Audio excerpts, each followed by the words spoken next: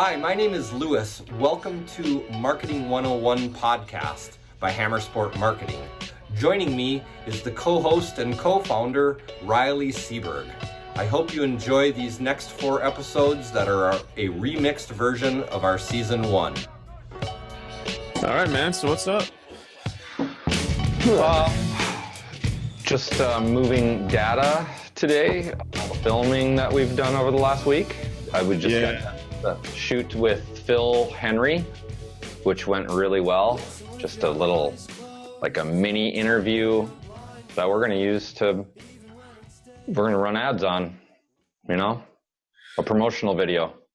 Right. So it's, it was an awesome learning process because we did this the first time last week, and I had written down some scripts and, what I was going to say. And it was kind of just me, the old me talk to the camera and, try to tell a story.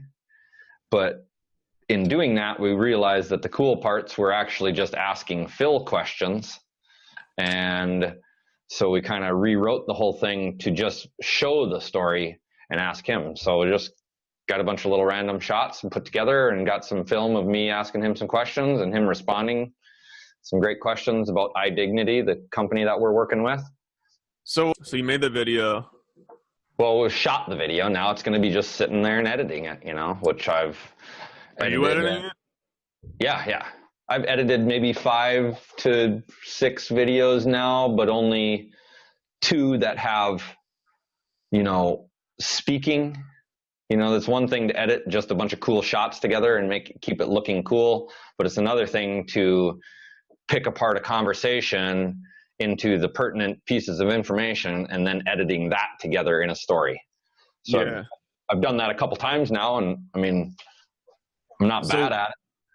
If you're interested, we do know somebody who knows how to do that really well, and you can just give them raw content. Just give it to them and they rock and roll on it. Yeah. And they're not expensive. So, we can talk about that later too. Yeah. No, but that's a resource. That's a resource that we need to have. He's about to give us, I think today's Wednesday. Yeah. He should be giving us a raw video today. The first one we got, because we just shot some footage on Saturday. Okay. I didn't, but my business partner did. And apparently it was really good. So, and then they did the voiceover, like a professional voiceover in the studio and stuff. Also, I know a voiceover guy too, in addition to him. Okay. So, yeah, man, it's cool because it's, I like that you're able to reach out to other people, you know what I mean? And not try to do everything yourself. Cause that's when it seems homemade, And I think homemade works, but I think it does only get you so far. No, you have to be able to go to the next level for sure. Yeah. At least be willing to, you know what I mean? And and then do the homemade shit while you're at that next level. You know what I mean? And but I feel like that's a natural progression that a business should go through. Yeah. When you're just getting into the advertising that we want to help a smaller business, there's so many levels, and we're capable of jumping in at a successful business that's already doing $2 million a year and helping them grow. That's what we want to, that's what we do, but we can also help the guy who's never advertised before. And those are the people that need to start making their raw homemade videos and editing 3 little things together so that they can start to tell their own story whenever they need to. Yeah, it's funny. One of my clients, we were just kind of talking about this. I was telling him hey man, your content's not really doing too well. I see you're doing it, but it's not really that good. And it's not that good because Facebook says, I'm not saying it's not that good. Facebook says your relevance score is low. Mm-hmm. When you have a low relevance score, you pay a premium to show your stuff. So, it's okay because we're running conversion or storefront conversion ads, and those have a ridiculously low CPM, $4. Mm-hmm. And so, but he still has a low relevance score, which means that he could be paying less. You know what I mean? He could be paying $1, $2. And I noticed that his content it's just not, it's okay, but what I notice about a lot of these people is they're so focused on running their business, on like actually running their business, you know, making sure the day to day is caught up with it, is that they don't have time to try and get more customers. It's not even a thought in their brain. Like they wish they could, you know what I mean? But they're like cleaning and like, you know, taking the garbage out, like stuff like that, like running their business. That's the old, the ever conundrum is working in your business instead of working on it. And everything marketing is working on your business, you know? Yeah. It becomes work. Once you have it all done, then it becomes working in once you're good at it, advertising becomes working in your business. Right. But when you start at it, it's working on your business, meaning it's not something that gets done every day because you have to do it or you won't get paid. Right. I think that for stuff like that, I think people kind of look at it like the same way they look at accounting, you know? And so like they'll have like one day a year where they'll just look over all their stuff and see if it's working or not. See if there's anything they need to fix, you know, or. So how do you, I see it's rampant in. Exactly. I want to call them tiny businesses, you know, they're not even small business, but they're tiny business. Mm-hmm. It's rampant. Like and it's rampant in small business. Like that's right. They're not even breaking $100K a year. You know what I mean? So I think, I can't remember who said it, but they said it. I can't even remember exactly what they said, but it was really cool. Cause it was like, you think you're running a business, but like really like you're just fucking, you're a high paid employee. You know what I mean? Like that's like, you're making a little bit more than somebody who has a job. And you're like using all of your energy to do that. Yep. Yeah.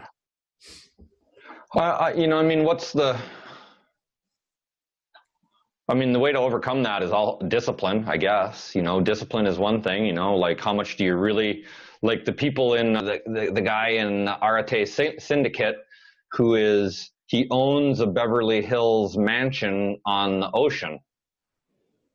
Did you see about him? He owns the mansion on the ocean. It's gorgeous. It's a 6,000 square foot mansion with pool and stuff that he rents out to people he could afford to live there. He rents it out so that he can make a bunch of money on it, so that he can live in a little teeny apartment with his wife, so that he can work on his business that he wants to use to take to the next level. So he's already at this level of like a net worth of millions of dollars, not making millions, but a net worth of millions. Right. Yeah. And he is making the sacrifice, backing off of his lifestyle so that he can take it to the next level. So I get that, but I'll be honest, man, I don't know how much like taking to the next level is having to sacrifice. You know what I mean? I think it's just a life. It's not necessarily sacrifice, but it is not dedication. What was that word I used a little bit ago? Discipline. Right. Yeah. It is. Because is doing it every day. They're making a great money, but they're also living this lifestyle that looks. It's not wrong. It's not wrong of them to do that. Because who am I to say what's right or wrong for another person to live? But if they want to get to the next level, it's still, they're going to have to sacrifice their time. They're going to have to make decisions to hire people where they're not going to make as much money for a little while so they can make more later. But that, like, if you want to be real for a second, that's why you're doing this, because know they're not willing to go to the next level. Absolutely it is. Yeah. So my thinking though is I don't think it's so much discipline. I think so. You know that feeling like when you're on the diving board, right, and you're about to jump into the pool. I know what you're talking about. Yeah. Right. You're about to bungee jump or that anticipation of everything. The gut, the intestinal fortitude it takes to like do shit. You know what I mean? People are like, Mhm. oh, I'd never join the army. I'd never go overseas. I would never ride a dirt bike. I would never drive that fast. You know what I mean? It's Like, that. It's one of Americans' favorite sayings. I would never do that. We learned it from right, our grandma. right. It's a conservative mindset. And so it's saying like right here where I am, this is good. And, I think that a lot of people, they get caught up in that and they don't see a need to go to the next level. In the Tao Te Ching, it talks about how most people are content with literally just working and then working in their gardens on the weekends and like saying hi to their neighbor. Like most people are okay with that. And I'm okay with most people being like that. So I guess what it comes down to is you can lead a horse to water, but you can't make it drink. So we need to focus our efforts to make sure that we weed those people out and we don't even talk to them. We talk to them on our social level, but when it comes down to business, we got to create a system that funnels right through that to the people who do, because those are the people we want to work with. Yeah, man. I mean, and it's funny because like the other people will hit you up. Yes. They'll say they want to, and then you're like, all right, well, what do you want to do? And they're like, oh, if I could just go by 20% or 10% or stop losing money, like, okay, but I mean, I don't know, man. I don't want to spend too much time on this, but yeah. I see that is it's the majority, right? And so it's kind of hard to weed that out because I think Jordan Belfort said that like there's like 3 classes of customers, right? Or 3 classes of leads, and it's like the second or the third class that morphs, that they try to act like one, but really they're the other. You know what I mean? Okay.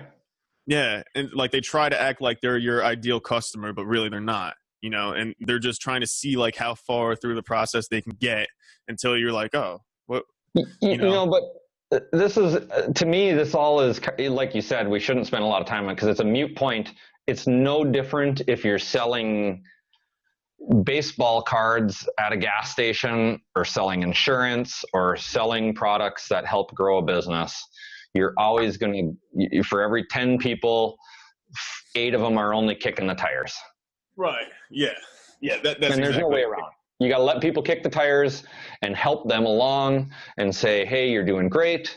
And when you want to come and hold the tire in your hand, I'll be here when you're ready. Kick away, kick some tires, no big deal. All right, man. So do you have any specific things that you want to go over today? I didn't make a list. I don't know if I want to get into a huge one of it, but eventually I want to kind of identify,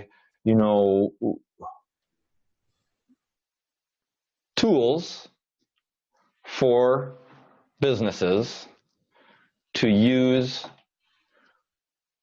to communicate and grow. And we know about them. For instance, a website. Tell me, Riley, what is the purpose of a website? Stuff like that. It seems silly, but first we have the conversation about why a website, but what people really want to know is what's this SEO stuff? Everybody knows what SEO is. Right. When do I buy SEO, and what's it going to do for me? Right. Yeah. So we don't have to get too in depth into it, but I just wanted to touch on that because I know that a lot of people, I think we might have talked about this before, but a lot of people, they think like, oh, if I just figure out SEO, okay. So small businesses will hire an SEO agency to do an SEO campaign, and they'll spend like $5,000 on it, $5 or $10,000. And it takes like 3 or 4 months for them to write the articles, to do all the content and all that stuff. And, it works. Like it gets traffic and stuff like that. But I noticed a lot of people, they have $5 or $10,000 and they're saying like, how do I make this into money? And how do I not lose this? Because this is all I have. Is this $5,000 that I have? Should I take this and spend this on SEO? Right. And honestly, like, I don't recommend that you really spend it on anything except for like maybe learning about SEO, right? Like buy a book on SEO. I think really you should do like what made you already get that money. Like do that again. Yep. Do that again, and then take some of that money and spend it on these other things, right? Yeah. You know, people are thinking that like they can run a business off Facebook ads, and it's like the only way you can do that is if your parents gave you money. Like unless you already have 10, 20, 30 grand to just dump in and see what works, like you're not going to be able to do it. Like you need to already, people are, you know, I was telling my girlfriend this, like people need to already know who you are. Like you need to have something. Like you can't just come with a blank page and expect people to like to start a business off that, even with a website. And so like, you know, especially with SEO. There is no one marketing tool that one can just buy for their product or service business in the starting phases that is going to leapfrog them, guaranteed leapfrog them into the next level. It takes a combination of everything in a structured format with just as much work as it took to get where you're at right now. Right. Yeah, man. I mean, no, there isn't anything in particular except for like what got you to that business. Like that, the one tool that you can use to like leapfrog your business is your business. You know what I mean? So if you built your business as a roofing contractor making a bunch of sales by doing X, Y, and Z, you need to go out and do X, Y, Z a lot more. And then probably the next thing would be to hire somebody to do X, Y, Z as a salesperson. So, and that would be my first thing that I would always recommend that a company does, because advertising is a long-term game, but a salesperson, you have to get past your first two salespeople so that you can hire that third salesperson, because you have to have 3 salespeople to make the same amount of money, or more salespeople to make the same amount of money as you were making when you made all the sales yourself. Right. Yeah. I mean, like, and then not to mention that like, those people aren't going to be nearly as productive as you were, you know? That's why, yeah. So they're not going to be productive. Plus you have to give half of the profit that you were making before to them, and you should be glad to do it. You know, like Joel Marin said, he gives all of his profit to the salespeople that they make, because he knows that every new client is going to bring him 2 clients that he doesn't have to pay anybody commission on. Well, I think, you know, it goes back to what we were talking about yesterday, when like some people just have the forethought, the foresight, right? The future leaning tendencies, and other people are living in the right now, like right now survival mode. This is mine. Like, I don't want to spend a lot of time complaining, but I remember like when I was a kid and I would have these jobs, you know, working for these guys. Like in my town, like you didn't go out and get a job at Walmart. Like you went out and worked for somebody. And so that was a lot of what I did. And it's these guys, like they get successful because of that personality type, but then they they think that that's what made them like they, I don't know, man. I don't want to get into too much psychology wise, but it reflects poorly on their behavior, especially when they're interacting with their employees, with other people. And, you know, they know different, because when they deal with the client, it's never that way. Right. They have a different culture for their clients than they have for their employees. Right. And I know a lot of businesses do that. I mean, it's a small mindset, you know, world out there, let alone, I mean, it's hard to do. Everything we're talking about and the things that we're going through ourselves and the things that we want to go through with our future clients, none of it's easy. That's the bottom line. Is it's like, just because you hire somebody to do like advertising, if you don't stay involved in the process and help them write the content and give them the information that they need to do that content, so they can really be teaching you how to write the content, because the best content can come from the designer of the product. Yeah. So it's just because you hire somebody for your business doesn't mean you just push everything at them and say, call me when I make $1 million. Right. That's why I want to get away from this notion of the guy or having. Exactly. It's an integration where we work, what I like to say, because I don't like to help people. You have to ask for help. It's insulting. It's psychologically insulting when you say, hey, you look like you really need some help. I'm going to come help you. No, that's not my choice. That's me pushing my belief on somebody. We can't do that. But we do want to work with you to develop your strategy. Right. Because when we work together, we're going to come up with something awesome.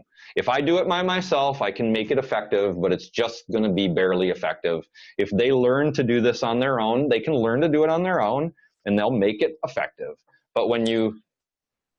Well, you're talking about the mastermind, man. Yeah. Every business should be masterminding for their marketing plan. I mean, every corporation does. Yeah. I agree, man. So I think that's the message we have to continue to spread is like, hey, we just want to work with you if you want to do this. If you want to grow, let's talk, let's figure out, but it's got a lot of questions and learning about your business so that, we can't help people if we can't work with them and learn their problems without a long consultation process and, probably tweaking some things that they're already doing to be more effective. But and like we said yesterday too, is people get married to the work they already did. Like it's gotta be this way or they're not going to be successful. And they're right to do that in a way, because you got to hold some of that original culture that made you successful, but yet you also have to branch out and, learn from experts. The bottom line is you're an expert, Riley. And, yes, we can teach people to monitor their social media advertising, but they're 4 years behind your skill level because they still have to run their business. Yeah. Well, that's the one thing that I wish that people would understand is like, and I think Andy talked about this with Billie Jean, like when you hire somebody, be it a customer or an organization or whatever, and like you're hiring them like not just for what they're doing, right? You're hiring them for the ability to for you to continue what you're doing without having to worry of that this thing is going to be a problem. Like you're trying to streamline what you're doing, and the only way to really do that is to make an investment. Just a real quick tangent. My business partner and I figured this out because we were trying to hire somebody to build a $10,000 product off of Upwork for $1,000. So we were trying to, we figured that we would save the money and that the quality of work would kind of be at the same caliber, right? And it's just that you get 90% of the caliber for 10% of the money. Right. Yeah, and it's just not the case. You know what I mean? And so a lot of these people, they'll think that they can bring in like a minimum wage employee and have them sit down because you're a millennial, you know this stuff, and then they end up, they wonder why they get all this shit content with hashtags and shit like you need to hire. I'm not saying hire an expert, but hire somebody who knows what they're talking about. Hire somebody who knows like the technical side of things. So like. Hire somebody who understands. Don't just hire somebody because they're fresh out of college with a marketing degree. Look for the proof cases. Look for them to see what they're doing. A lot of people think about that. They just think, oh, Facebook, Instagram because you have a profile, you have all these followers, you have all these friends on Facebook. Yeah. And that's not necessarily effective sales program or marketing plan, So well, it's just like, if that's the amount of thought that you're willing to put into the thing that drives customers to your business, how well are you really running your business?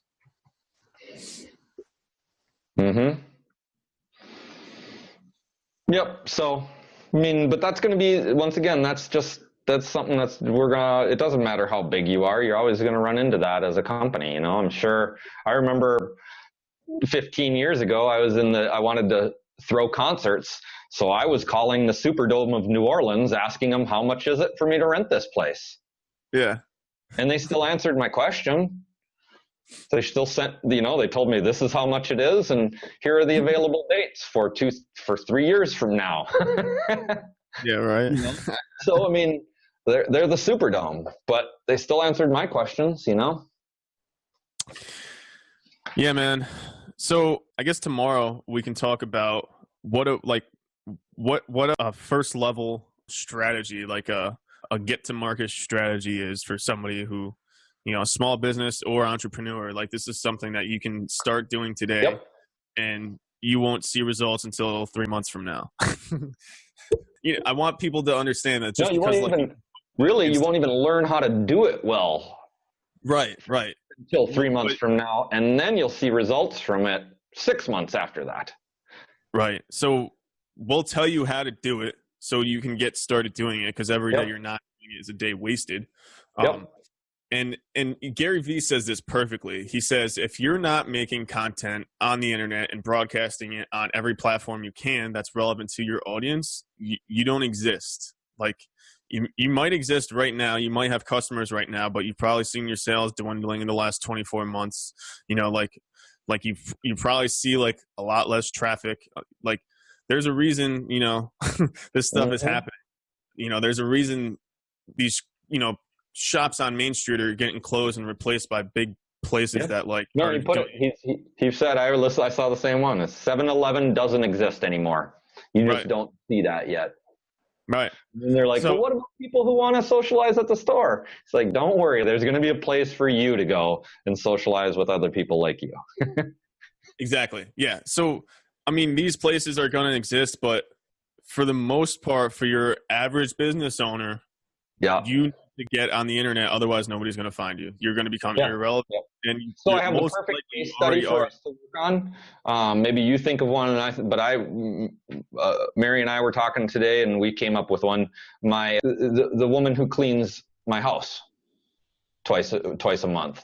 She's a hard worker. She has another business that she's working on. So she's an entrepreneur, and she understands that she has to be. I want to help her for free, because she understands that she has to be ahead of the game to stay alive. And that's the same mentality that you have to. That's what's so weird about all of this is people think they got to do the same thing to stay alive. No, you have to be ahead of the game, and lo and behold, it's the exact same mentality that you have to grow infinitely as well. And that you're right. It's really either grow infinitely or die. Yeah. When you were saying that, before you mentioned the mentality, I was thinking like that's the mentality that it takes, because when you're at the front, the stuff you're working on it's not going to pay off.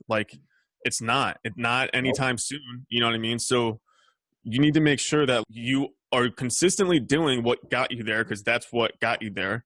But you're also doing the other stuff because you need to make the investment like you did before to get to where you are now. Yep. And you know what? It's really, really hard to do if you wait until you're 50% down in sales. Exactly. Yeah. And then you're, you can't really be successful if you're scrambling, Nope. Yeah, man. So this woman is a perfect example. She's a hard worker. She wants to grow. I'm sure she'd love to make a business out of this, where she has employees. There's, but that's up to her right now. What are the first 5 things that she needs to complete and get in place to begin her online marketing plan? Right? That's what we want to come up with. What can people do on their own and get ready to start this process to market themselves? Yeah. You want to talk about it right now or tomorrow? I think we should talk about that tomorrow. I mean, I want to talk about it right now, but I also want to write my own list and have you write your own list so that we have our own. I think that'd be good to compare. Yeah. I really like that creatively to have my ideas thought out and not share them until. Well, that way it also seems like we're not trying to push an agenda. You know what I mean? Like we have things that we think because it's not our opinion. You know, he called me an expert. I don't see myself as an expert, but even if I was, I wouldn't be telling you what you should be doing. I'd just be I'd be suggesting things. So even if you hear me say like, this is what you should be doing, like it's a suggestion, you know what I mean? No, that's a personality communication trait that we have, and that's all it is. I've tried to strike the word should do out of my vocabulary entirely, mostly because somebody has done that to me a bunch, and then I realized I was doing it to everybody else a bunch, and I was like, it's not a good way to communicate. Yeah, it's a bad behavioral, a bad language pattern. Yeah, but there's strong suggestions. You know what I mean? Yes. Like, I recommend you strongly suggest that you should be researching this thing in place. You research it. Don't do it. Research it. Right. And here's what I can tell you. If you do, and honestly, I do recommend you research it before you do it, because if you do, first of all, you'll realize how right I am, right? Second of all, you'll have a greater understanding, a higher perspective when you actually do go and do that thing. Like, I don't recommend you jump on Facebook and start running an ad. You know what I mean? Like, I recommend you go through Facebook Blueprint, take the course, and like read every Facebook content, like business Facebook article you can read, like all of that, like read, you know what I mean? Most people don't want to put the time in to learn something. And that, like, so I'm hoping that that's why people got to pay us good money to do this with us, because when you, no free advice is good advice. And it might be good advice, but nobody takes free advice until they have skin in the game. That's why I built the rally car, is like, I'm going to put my skin in the game. And so that 3 years from now, I can look back and say, wow, I really blew that. Or say, wow, that was the start of something really big. Lewis, do me a favor, because my audience doesn't really know anything about the rally car. So just tell Absolutely. people why you made it, like the story behind it. So I'm in the construction industry. I've been in roofing for 20 years. I've been in sales for 20 years in a couple different industries. And in 2017, I took a job for 6 months with a commercial property investor that raised $12 million. No, he put in some of his own money, $6 million or something in 4 hours on the internet through some blogs and stuff that he had built to buy a real commercial real estate property, 186 unit apartment complex. And I ran that complex. I hired all the people to run the complex and work in the complex. We ran the books, and then I hired had about 60 employees to renovate and remodel the complex that I ran as well. So it was like, I already knew a lot about the construction industry, but that was a crash course in a lot of the parts I hadn't experienced yet. And then it was also a huge crash course in the economics behind a business like that. So got to see, the scale, just a huge scale right away. And so coming out of that, we had the hurricane season in the roofing industry, which is huge for us. It's basically free business that you didn't earn. It's order taking. So, and I knew that, okay, here we go. Here's a little windfall. I also knew it wasn't going to last forever. And I'm like, man, I've been studying for a long time, and I'm very, very prepared to be a real estate investor. I know how to fix more about a house than 9 out of 10 real estate investors right now. I am a licensed contractor, and now I have the money and the numbers behind it with some strategies that have been very, very successful. So, and I thought about it, and I'm like, man, I'm going to hate this. So I came up with a wacky idea that I would love instead. And it was, started like, hey, let's start a race team and go rally racing with my partner in that, George Hammerback. We're both from Minnesota, and we've known each other for 40 years. But going into that, I knew I didn't want to just have a hobby, because hobbies are something that you make your money over there and then you spend it all over here. And that's what a hobby is. And they're fun, and there's nothing wrong with people doing that, but it wasn't that what I wanted. So, but I also knew that was an uphill battle, because there's a stupid saying in the industry that you know how to make a small fortune in racing? Start with a large fortune. You know, so that's like, when I heard somebody say that, I was like, well, I was going to ask you for some advice, but I guess I don't want any of your advice. So see ya. So I realized, I was like, well, let's just analyze this from my point of view. Racing is about promoting and marketing. Mm-hmm.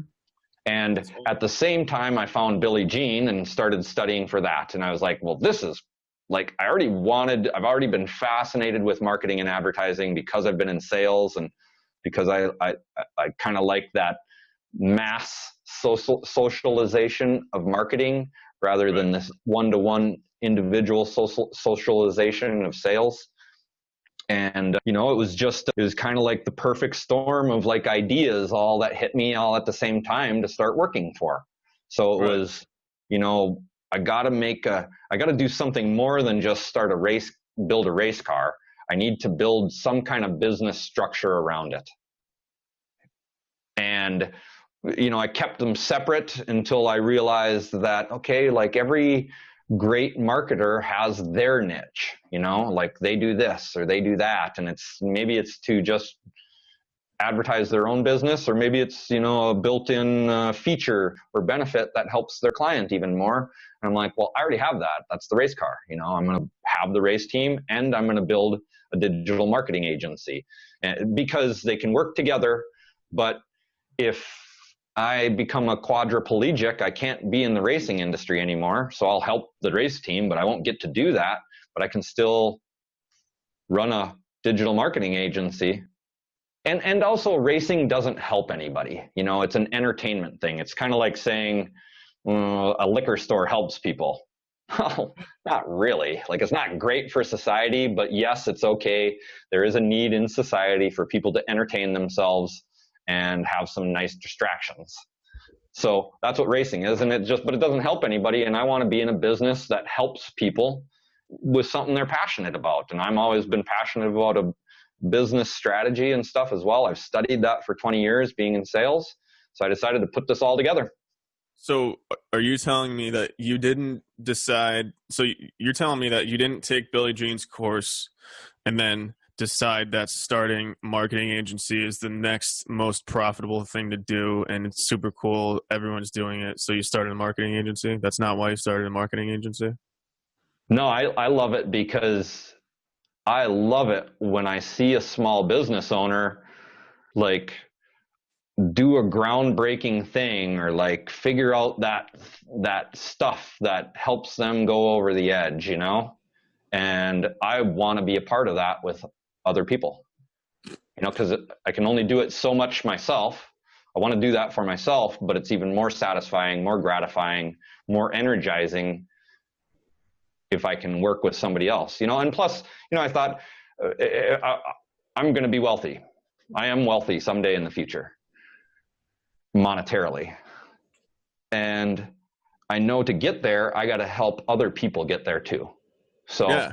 You know, I've helped somebody make $1 million, and I've been rewarded nicely for helping someone else make $1 million in 1 year. Now I need to help somebody make $10 million in 1 year. Yeah. I mean, it's funny because I don't like vocalize a lot of my philosophy, but that's one of my biggest ones. You know, I was telling my therapist the other day, I was like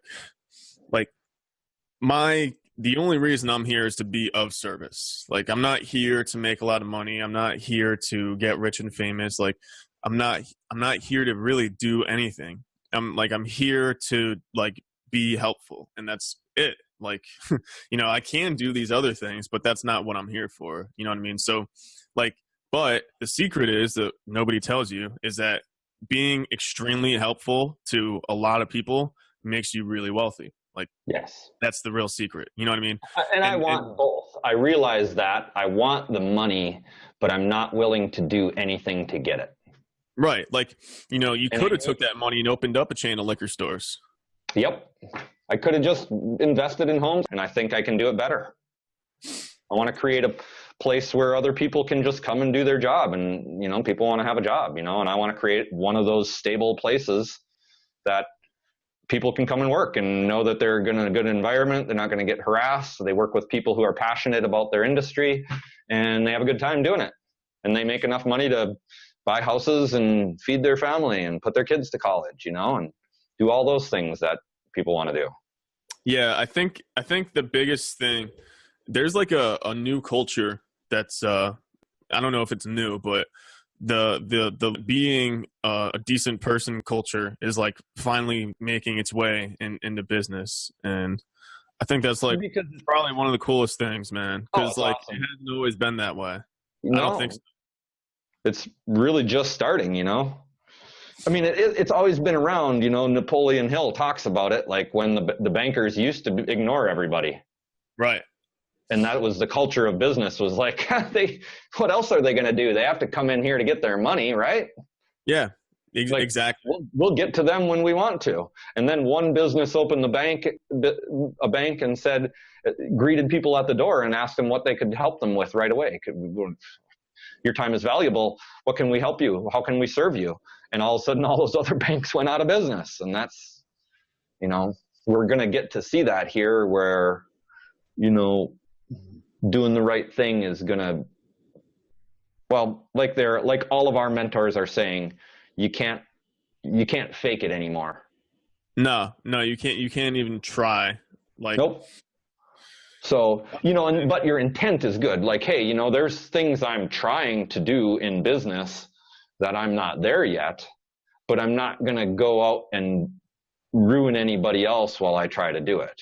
I'm going to help people as I do my first thing in everything I do. Yeah, I mean, this is like, I wish it was like my conscious thought before I did anything. But I think, like, is this helpful? Like, is this helping this person? Like, so Chris, my business partner, he's got this guy that is like co-investing in some business. And anyways, he says the first thing that he says, David Meltzer, that you know who he is? I just heard the name. I don't know why I know it. He's been on like a lot of podcasts recently. He says the first thing that he says when he wakes up is like, God, please give me like 10 people to help today. Like, so he's always thinking like, who can I be helpful to? Like, what can I do for somebody else? And I think like just getting out of your own personal like mentality of me, mine, like this is me, like, I think how do I get what I want, going from one to the thing to the next thing of how do I get what I want? How do I get what I want over here? How do I get what I want over here? Yeah. Back to here. And a lot of people advertise this way too on you know, on these platforms. I noticed a lot of this advertising is that way. And you know, this is we're talking about this because we want to make sure that you don't come into digital advertising with this mentality, because if you do, you're going to get punched in the face. Like, for real, it's going to hurt. Like, you're going to get laughed at. Laughed at isn't bad. It's ruined. I mean, you can't get ruined by your bad customer experiences. Right. And unless you're a big brand, like, you don't have enough money to buy back that stench that's now on the internet. You know what I mean? Yep. Like, everything's on there. It's once somebody writes it, it's there. You know what I mean? So it's a complete paradigm shift from the old world to the new world. You have to stop thinking the way you do and start thinking digitally. And the digital mentality is a network mentality. And it's more about, what was that word that everyone talks about? It's a new buzzword. Shit. I don't know. It's where like it's helpful. Like humans are just naturally helpful. I can't think of it. Well, you know how I feel about buzzwords. Yeah, but I try. I don't know. Anyways, start talking and I'll think of it. So let's, you know, what we should do now. Thanks for the law getting me to do an introduction. I appreciate that. And so that's Hammer Sport Racing, and now I have Hammer Sport Marketing. which is an all-service marketing firm. I have the people in place now to build high-quality websites, high-quality apps. Yet, like you and I talked about, I still want to also be able to build somebody. We can build somebody $150 website with a page or two and some copywriting to get them started in that space. So we can do websites, we can do apps. I write copy, you write copy. As we talked about in the beginning, we can do videos. I can do, $500 get you going videos. And then we can source to some of my partners in South Florida, and we can do what's the get you going video? The get you going video is, that's the selfie mode video. It's not going to be a production. It's not going to have special effects. It's not going to have an intro and an outro. It's just going to be a fade in and a fade out to the next scene. It's not going to have video editing where we work on the composition, the light quality and the light composition. It's not going to be in studio. It's not going to have sound engineering done. We'll play with the levels to make them sound okay, but it is an amateur video that people need to do, and they need to either do it themselves or they need to pay somebody to do a little bit of it, but it doesn't have the sticker shock of a regular video of a good high quality production. Minimum, 50 seconds, $5,000. Right.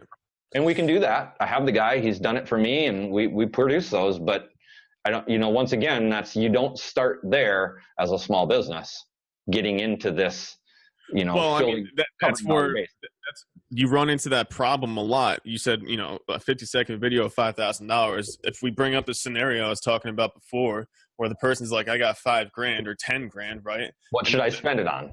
Yeah. And then they go and buy a video, and then they release it on their Facebook page or on YouTube, and like 20 people watch it because they don't know how to promote it. And that's a great example of the whole, if you had $5,000, my first question is going to be like, that's not your only $5,000, right? It's right. Like, no, I've got another 20 in the bank in case I need it. Great. So now if you have 5,000 and you don't have any of this stuff in place, you should probably spend $250 on a website, start to learn how to do your Instagram, build your own web page, and start writing content for your Facebook. Yeah, we're going to discuss that tomorrow. We're going to think about what we're going to do. But, I wanted to lay out a list of kind of products that we're capable of doing. And, it gets to video. I'm passionate about video, and I have numerous resources in Hammer Sport Marketing to build, produce, and edit those videos. So, a bit about my services. Yes, absolutely. We needed a good what I bring to the table, and I'll be working alongside Lewis for Hammer Sport Marketing, and then I also do my own personal services too. So whatever you're interested in, I wanted to mention this before it goes live. I got certified as a Facebook marketing consultant, so my agency will be listed on the Facebook marketing consultant business page, and when Lewis completes his certification, his agency will also be listed on there as well. And what this means is that we're essentially certified by Facebook to really analyze the data. So everything we're talking about is like meta, like psychology, like kind of wishy-washy and hard to pin down. I want you to understand that we're certified by these big companies to really get in there and look at the data, and we understand what we're doing to actually maneuver these platforms to get results. So even if your content is terrible, we can get you some decent results for, $500 in ad spend. But the point is that we want you to not have that idea, not have that mentality, start making your content good, start make it relevant. If you can get the organic following, then advertising is going to be really easy for you. If you don't have it, you can kind of shove it down people's throats, but it's not as relevant, and people don't really like it being shoved down their throats. So I think that leads to podcasts, are not podcasts for tomorrow, but maybe Fridays or Mondays. I definitely think we need to identify what are the 5 easiest, least expensive things you can do as a small business owner to boost your thing to start to build your social marketing campaign. But the next thing we need to talk about is what constitutes good content and where. Right. Because I really, the way I do my stuff is each media asset has a different purpose because Right. it has different capabilities, and then when you really analyze Instagram alone has 5 different capabilities that it does. And each one of those capabilities needs to be treated as a separate asset Yep. that uses a slightly different form of communication if you want to be at maximum effectiveness. This is why people, they hear talk like this and their minds just shut off. Yeah, you're right. You're right. But that's why we're going to get to the not what you should do, but how do you do it? Right. Yeah. How do you do it? Every time we come up with something that gets people to shut their mind off, we're going to break it down into 5 things. Right. And then we're going to talk about one of those. And if that gets we'll be each other's level. And when that shuts somebody's mind off, then that means we need to break it down into 5 more little things. Because it's great to know what to do, but the world is full of what to do. How do I? Yeah. Yeah. How to do it without it being that thing that stresses you out. You know what I mean? Like how to be able to do it not like an expert but to make it something that you use as part of your business, like a lever you turn, like my point is that Lewis and I both together can turn that lever for you until you learn how to do it yourself. And I mean, look, if you grow a lot, you won't want to do it yourself, but gosh, if you study a lot of the big business startups like Bang Energy is one that I follow just because they do crazy stuff on the internet. It's the CEO has the position of head marketing guy because it's his deal, it's his baby, and there's nobody that's going to communicate the values and benefits and features of your product or service better than the guy whose baby it is, or the woman who invented this idea. So exactly. Yeah. I outsource some of my Instagram stuff, and we know that Ed Milet and Andy Frisella outsource some of it, but they still write the content. Yeah, they make it. They make the content themselves, and they are the producer of the theme of that content. Then they hire somebody to press the buttons and, exactly. And that takes time. It takes making the content is one thing. How many pictures do you have on your phone that you never posted? It's what we do. We get that stuff posted for you. We make sure, and we make sure that people see it. And I think that's in this. I think that's what we do. We make sure people see it. Because that's my point is you can outsource your entire Instagram feed and they just say, send us pictures. Right. And then they get a bunch of pictures, but they don't communicate the real values and they can't put the personality behind it that comes with a real human.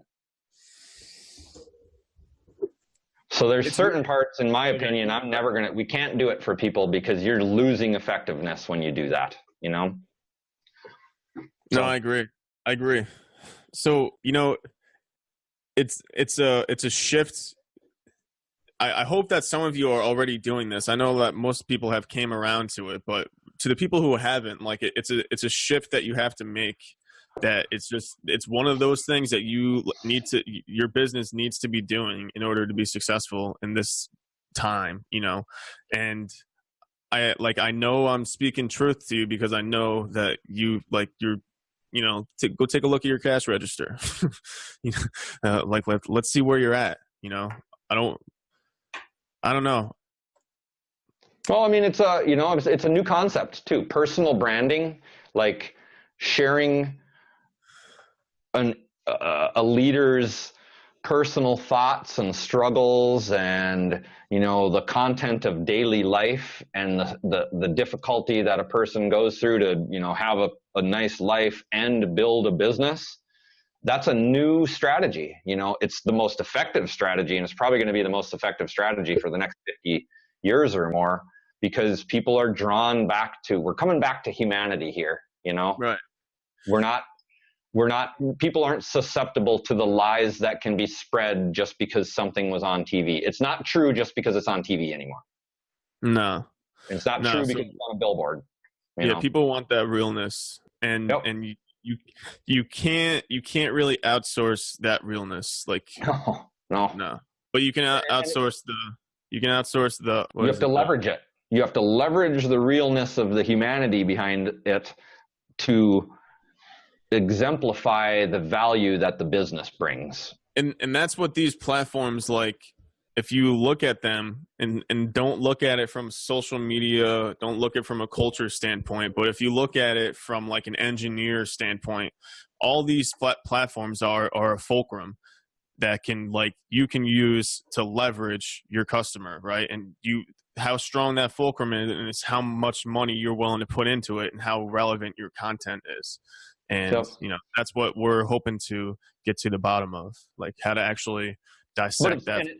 The really difficult part, not from our point of view, but for that future customer of ours point of view, is theirs is different than everybody else. Like, everybody's position in their business and their industry is different from everybody else's. So what's one person is like, this is what that word should be doing.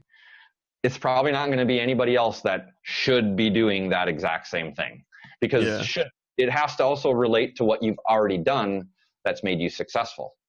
So that's why it's like we can't really teach you that, Yeah, it's just something that I know I'm good at, and I know you're good at because I've talked to you a lot, and because we know that each other have gone through education that has been vetted.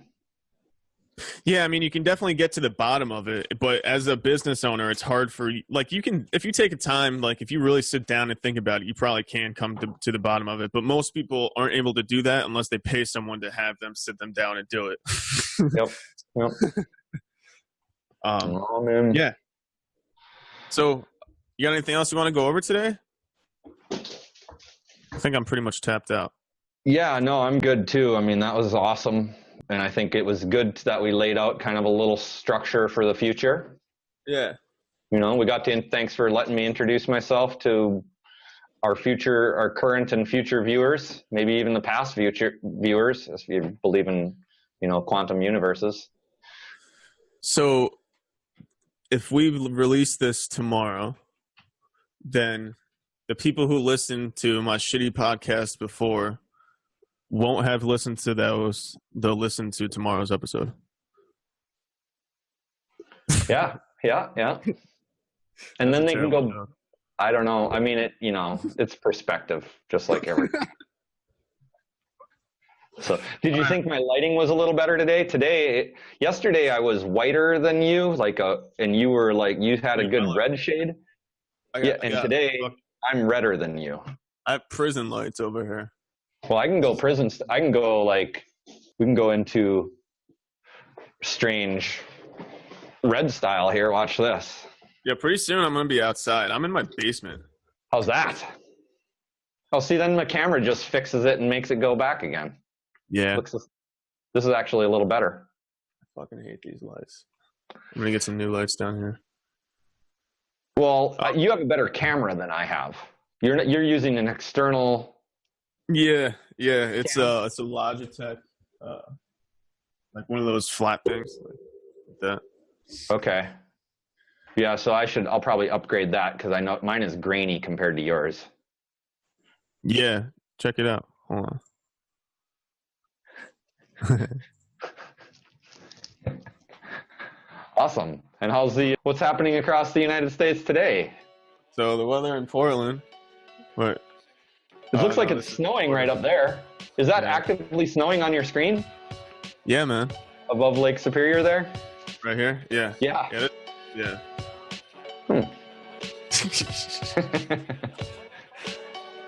No, All right, no. man.